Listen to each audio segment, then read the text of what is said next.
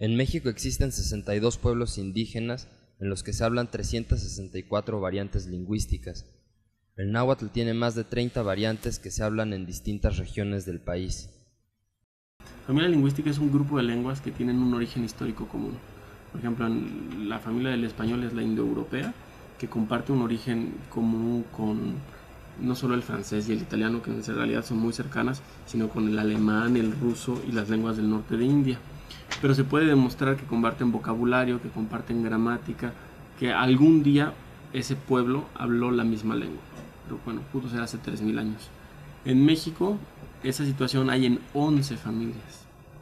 Es un número espectacular si toman en cuenta que en Europa hay 5 familias lingüísticas, en México hay 11, ¿no? Y había más, pero ya se dejaron de hablar o sus hablantes fueron exterminados.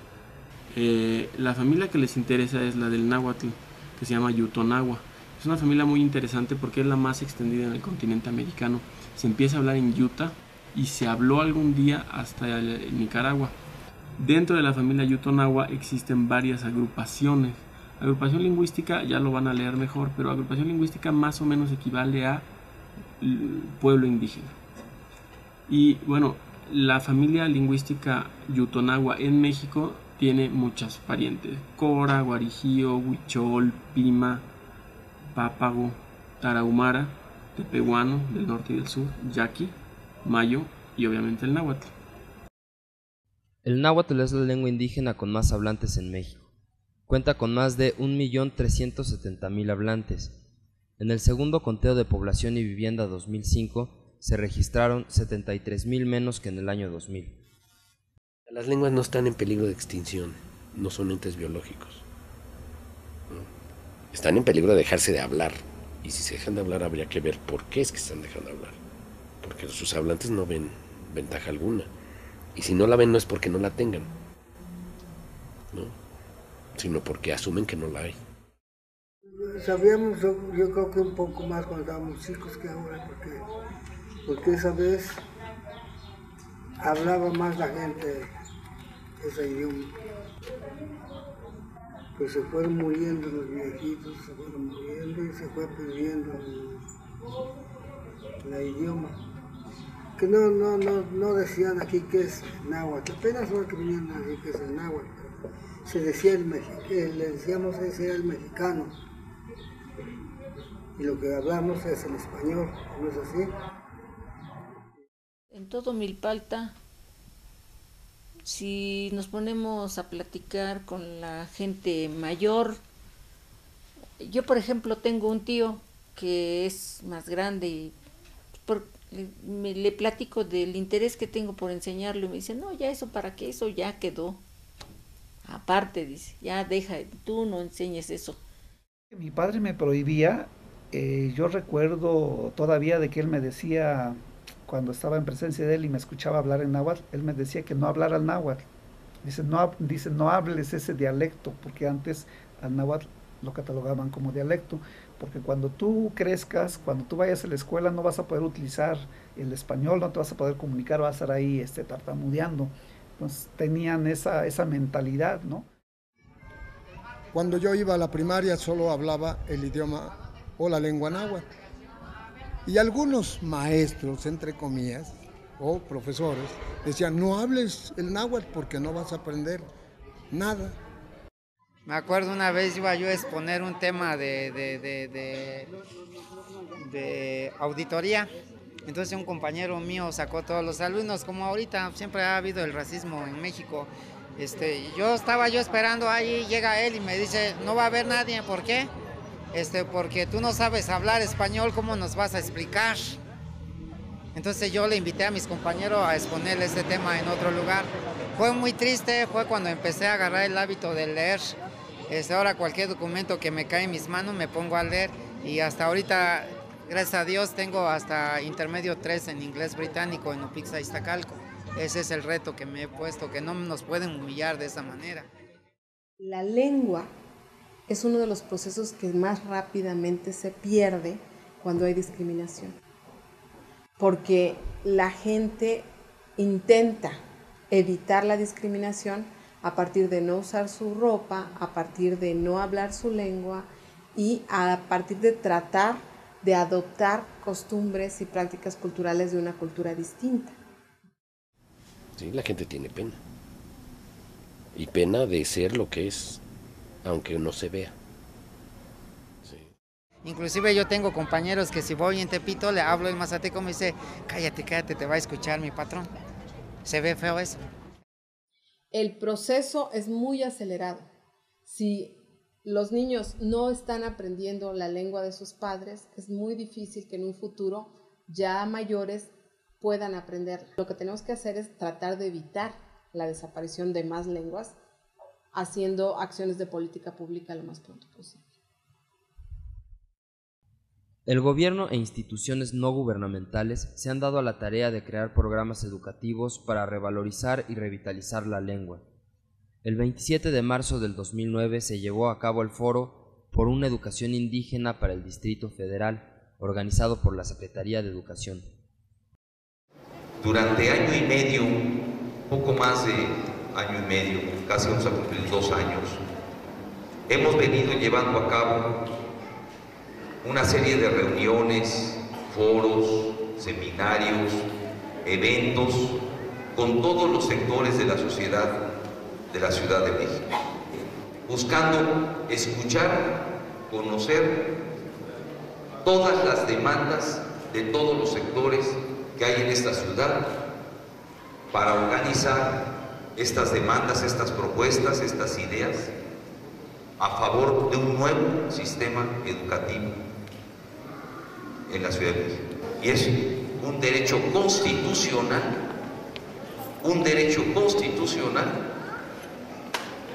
recibir la educación en todos los niveles, en su lengua, y aquí se viola ese derecho constitucional.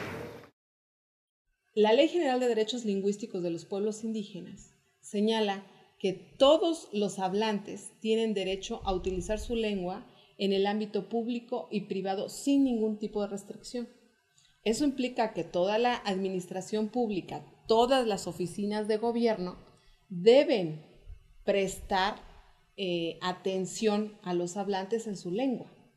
El sistema educativo que hoy tenemos en la ciudad capital, siendo donde hay mayor cobertura en todo el país, donde tenemos el mayor número de escuelas, donde tenemos el mayor número de niños y jóvenes incorporados a la escuela, aún así, tenemos un sistema educativo mal organizado, excluyente, racista,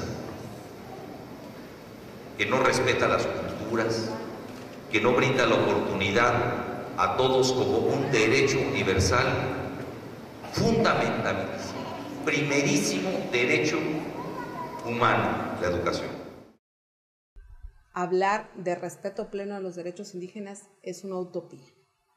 Hay ejercicio de derechos indígenas cuando los miembros de los pueblos indígenas los hacen valer. Aún los propios legisladores que tienen claramente señalada la función de legislar en materia indígena desde el 2001, van postergando, van omitiendo esa función, y en nuestro país en este momento solamente hay 23 entidades federativas que han reconocido derechos indígenas, pero no podemos decir que su ejercicio sea cabal.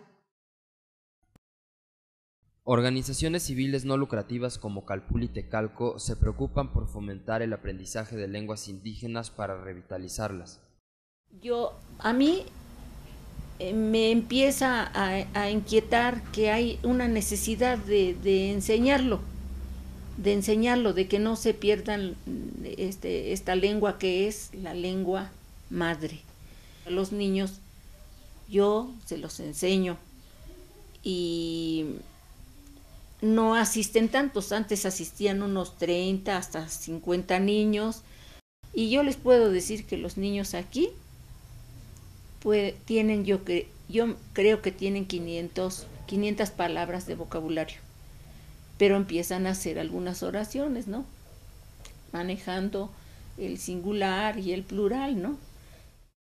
En respuesta a los pocos resultados que han dado los programas educativos, existen propuestas de reforma y alternativas para lograr la revitalización de la lengua.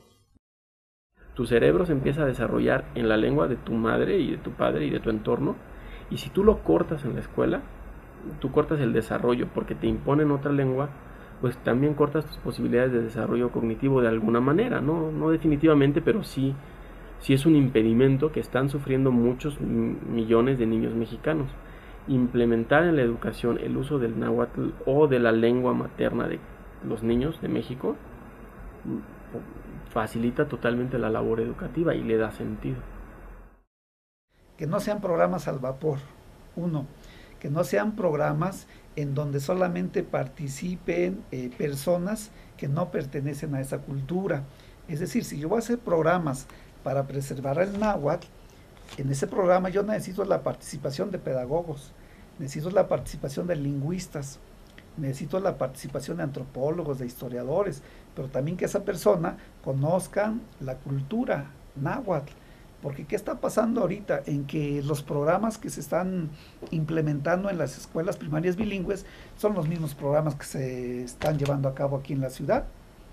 Entonces, esos programas, lejos de fortalecer la lengua, lo que hacen es desplazarla. Lo que están haciendo esos programas educativos es a que se pierda más rápidamente la lengua. Se pueden buscar proyectos de revitalización, pero el problema es que en náhuatl, por ejemplo, el caso de Milpalta, lo verán. Milpalta está reconocido como habla lengua. A ver, quiero ver cuánta gente oyen en la calle hablando náhuatl. Es una lengua que ya se fue.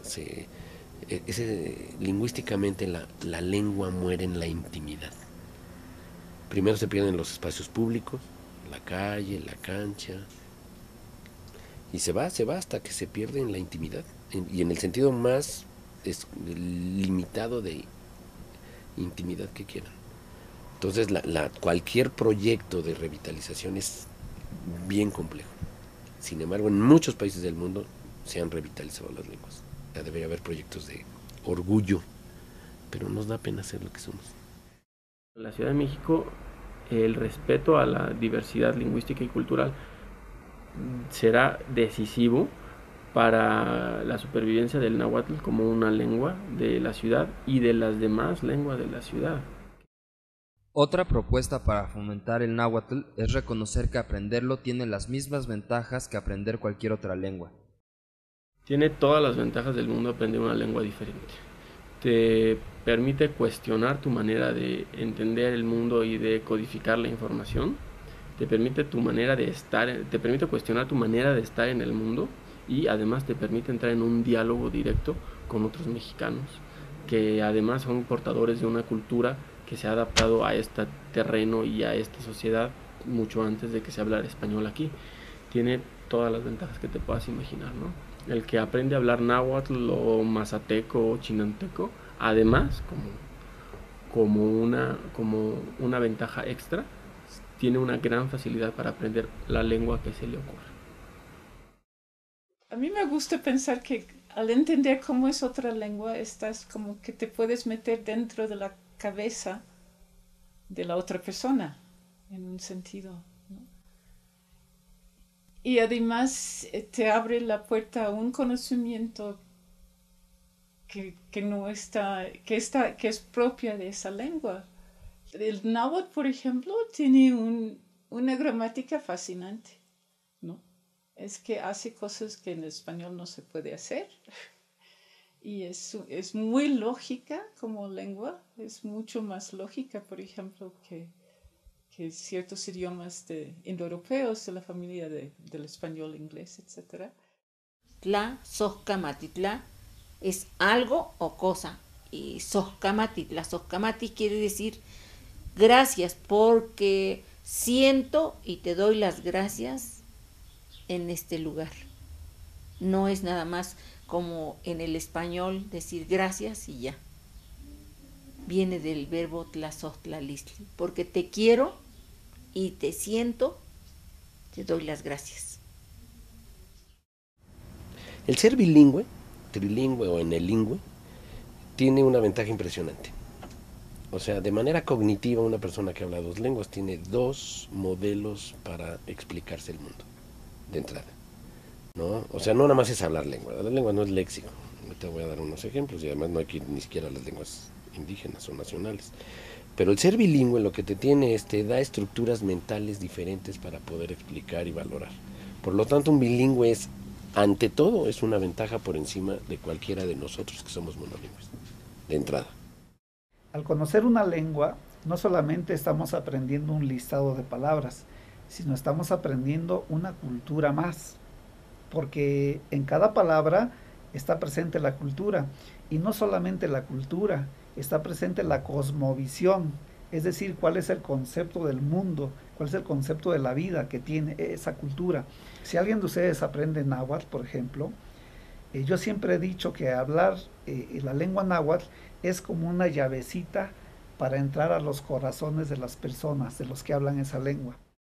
Las estadísticas muestran que el número de hablantes de náhuatl ha disminuido considerablemente en los últimos años, por lo que algunas personas consideran que podría llegar a desaparecer. Pues creo que sí se va a dejar de hablar un día.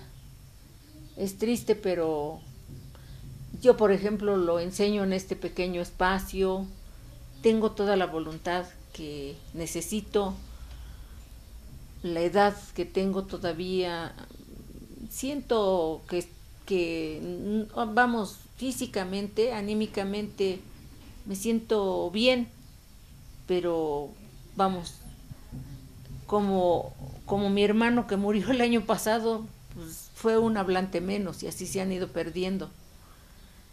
Pero yo por eso quiero dejar, no me voy a decir, pues tengo un grupo de 15 ni de 10, pero yo sí quiero dejar 3 niños que lo sigan hablando. Cualquier lengua puede desaparecer, y en este caso me detengo en el náhuatl. El náhuatl es una de las lenguas que tiene más hablantes que todas las demás lenguas, ¿no? Y el náhuatl también es la lengua que se habla en más estados que cualquier otra de las lenguas. Ninguna lengua está exenta en que se pierda o se conserve, todo va a depender de qué hacemos. La lengua es como el niño de la pareja divorciada. Él no es el responsable ni de que sigan juntos ni de que se separen. Él paga los platos rotos. Así sería la lengua. La lengua paga los platos rotos de prácticas sociales. Mainin papaquilistli tonahuatlastoli, aik poliwis, macoconestoto inatocpan, quitoquilican, matotasin tonatiu, maquimotlanestili.